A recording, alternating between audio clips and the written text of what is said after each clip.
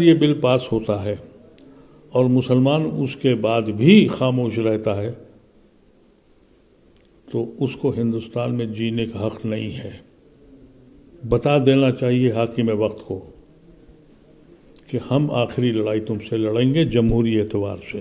جو حضرات بل کو پاس کرا رہے ہیں اس پارٹی سے قطعاً تعلق توڑ دینا چاہیے، اور جو مسلمان ان کے ساتھ ہیں میں اعلانیہ کہتا ہوں ان سے حقہ پانی بند کر دیں، ان سے رشتے توڑ دیں۔ جو آدمی چیف منسٹر 20 سال رہا ہو اور مودی کو دیکھتے ہی اس کے پیروں پہ گرنا پڑتا ہو، جو آدمی وہ آپ کی قیادت کرے گا؟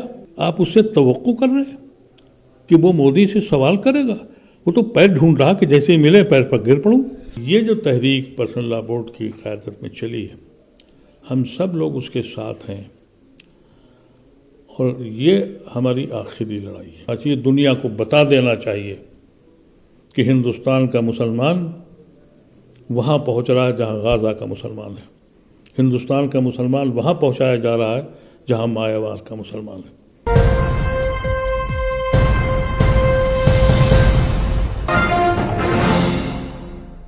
وقت پر اگر ہم بات کرتے ہیں، اس کو لے کر پلاننگ کی جا رہی ہے۔ معلوم ہی چلا ہے کہ عید کے بعد وہ بل ٹیبل ہوگا پارلیمنٹ کے اندر، جس کو لے کر کے وقف بورڈ نے پروٹیسٹ شروع کیا۔ پہلا پروگرام دلی میں کامیاب پروگرام رہا، پٹنہ میں ہوا۔ تو کیا کہنا چاہیں گے وقف بورڈ کے اس قدم کو، اور کتنا اس کو آگے بڑھانا چاہیے تاکہ خاص طور سے ان لیڈرز پر جو شامل ہیں سرکار میں ان پر اثر پڑے، چاہے وہ نتیش کمار ہوں، چاہے وہ چندر بابو نائیڈو ہوں؟ دیکھیے، ہندوستان میں جتنے بھی ستم ہم پہ ڈھائے گئے، یہ سب سے بڑا اٹیک ہے۔ ابھی تک انڈیویجولی مسجدوں کو، انسان بچوں کو جیلوں میں ڈال رہے ہیں، لیکن یہ جو وقف کا بل آیا ہے، آپ کی نہ مساجد بچیں گی، نہ خانقاہیں بچیں گی، نہ درسگاہیں بچیں گی۔ یعنی آپ اپنے دین کو بھی، اپنی دینی معاملات بھی نہیں کر سکتے ہیں۔ یہ جو تحریک پرسنل لا بورڈ کی قیادت میں چلی ہے، ہم سب لوگ اس کے ساتھ ہیں، اور یہ ہماری آخری لڑائی ہے۔ ہو سکتا ہے کہ میں اس وقت تک زندہ نہ رہوں، لیکن اگر یہ بل پاس ہوتا ہے اور مسلمان اس کے بعد بھی خاموش رہتا ہے تو اس کو ہندوستان میں جینے کا حق نہیں ہے۔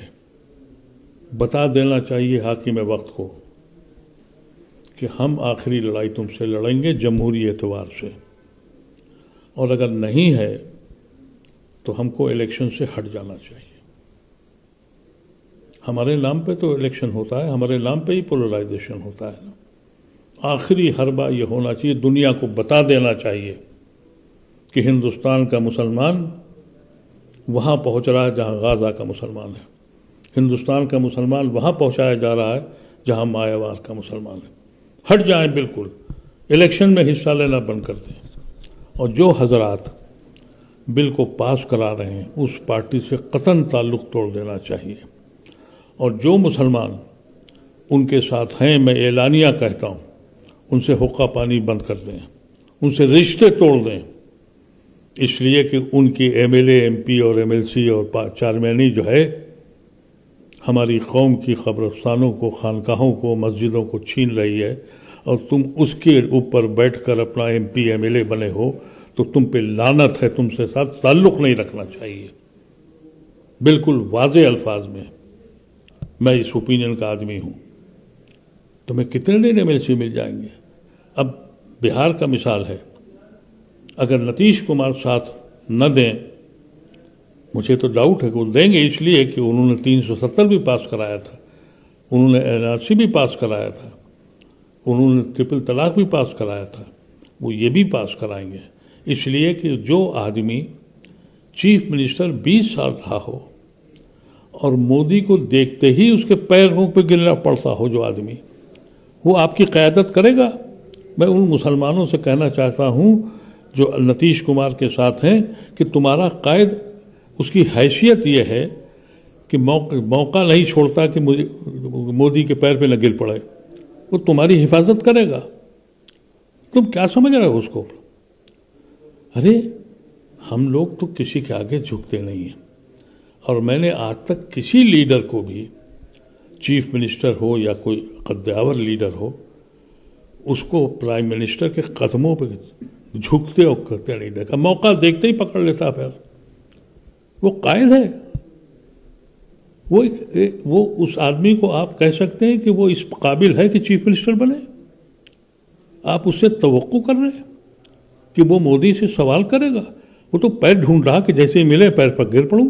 دیکھ صاحب، بہت دنوں بعد کوئی ایک ایسی تحریک چلی ہے، دلی میں بڑا اچھا ریسپانس رہا اس پروٹیسٹ کا، پٹنہ میں تو اور زیادہ اچھا رہا، دلی سے بھی بڑا پروگرام پٹنہ میں ہوا، اب تیسرا پروگرام وجے واڑہ میں ہونے جا رہا ہے. تو کیا کہنا چاہیں گے؟ کہیں نہ کہیں جو بہت دنوں سے ایک گیپ تھا کہ لوگ سڑکوں پر نہیں اتر رہے تھے، اور سوال آپ بھی کر رہے تھے بار بار کہ مسلمانوں کے مسائل جب تک حل نہیں ہوں گے جب تک آپ اپنے سنویدھانک حق کا ادھیکار کرتے ہوئے سڑکوں پر نہیں اتریں گے. تو کیا کہنا چاہیں گے کہ ایک بالکل رائٹ ڈائریکشن میں جا رہا ہے پورا پروٹیسٹ؟ دیکھیے، ایسا ہے کہ کل ہے آندھرا پردیش میں، ہم ابھی احتجاج اور ریکویسٹ کر رہے ہیں. ہم صرف ریکویسٹ کر رہے ہیں ان لوگوں سے جن کی وجہ سے یہ بل رک سکتا ہے. یہ غیر قانونی بل ہے، ہمارے حقوق کو چھینا جا رہا ہے. اس کے باوجود بھی اگر بی جے پی یہ پاس کر لیتی ہے تو پھر اس دن سے ہم کو سوچنا ہوگا. سب سے بڑا اس وقت فیصلہ کرنا پڑے گا. میں تو بار بار کہتا ہوں کہ پھر ملک گیر پیمانے پر ہمیں سڑکوں پہ آنا ہوگا. کسی اور سے نہیں کہنا ہوگا، مسلمانوں سے کہنا ہوگا ہٹ جاؤ اس الیکشن سے. تم چوتھے درجے کے تو ویسے ہی سٹیزن ہو. 1947 میں ہم گناہ گار قرار پائے تھے، تو وہ حیثیت تو ہماری تھی نہیں، دوسرے حیثیت کی حیثیت تھی. ہمیں قبول تھا. ہم نے کبھی یہ نہیں کہا تھا کہ ہمیں پرائم منسٹر بنا دو، اس کو بنا دو.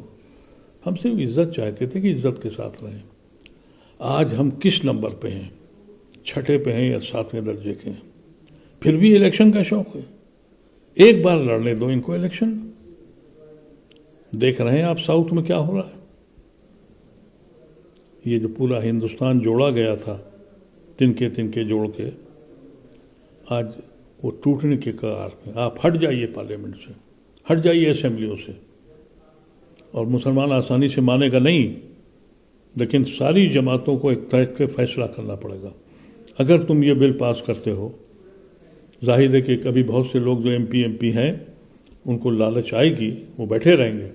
لیکن عوام میں یہ بات ڈال دی جائے کہ خبردار الیکشن کے وقت ہمارے گھر مت آنا، ہمارے گھر چائے پینے مت آنا. ہم ایسی پارلیمنٹ، ایسی اسمبلی نہیں چاہتے جہاں کا چیف منسٹر کھڑے ہو کے کھلے عام ہم کو ستم کے لیے بولے اور ہم چپ رہیں اور کچھ نہ کر پائیں، اور پارلیمنٹ میں کھلے عام مسلم ایم پی کو گالی دی جائے اور وہ ایم پی ویسے ہی بیٹھا رہے.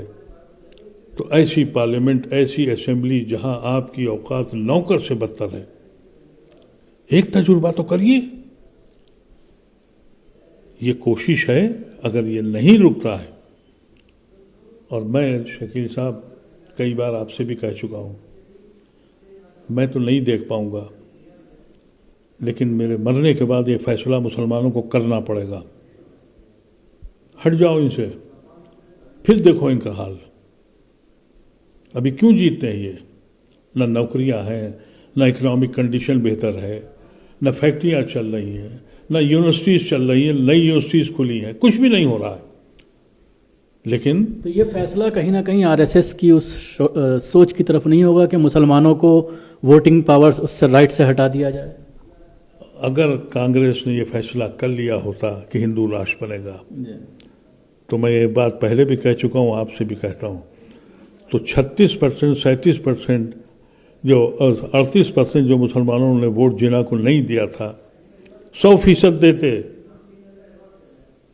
ہم تو اسی لیے جنا کے خلاف گئے کہ ہم مسلم ملک میں نہیں رہیں گے، ہم سیکولر ملک میں رہیں گے.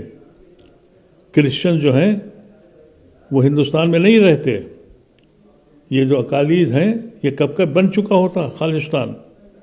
یہ سب نے مل کے کہا کہ نہیں، ہم سانجھی وراثت میں رہیں گے.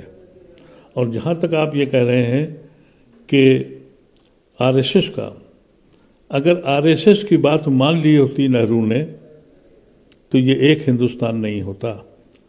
साउथ इंडिया आ जाता आपके साथ, नॉर्थ ईस्ट आ जाता, पंजाब का सिख आपके साथ आ जाता। ये गधे लोग हैं, इनके दिमागों में गोबर भरे हुए, इनको तारीख ही नहीं पता है। ये मुल्क इसीलिए जुड़ा हुआ है कि हर कौम, हर मजहब के लोग जुड़े हुए हैं। मैं ये समझता हूँ कोशिश है, और इसके बावजूद फिर आप क्यों हिंदुस्तान में सियासत में हिस्सा लेंगे जब आपकी मस्जिदें आपको महफूज नहीं। आप मस्जिद से निकले तो आपकी तलाशी हो, आपसे पूछा जाए कि आइडेंटिटी कार्ड दिखाओ, तुम कहाँ से आ रहे हो, तो ये तो जहन्नुम है ना।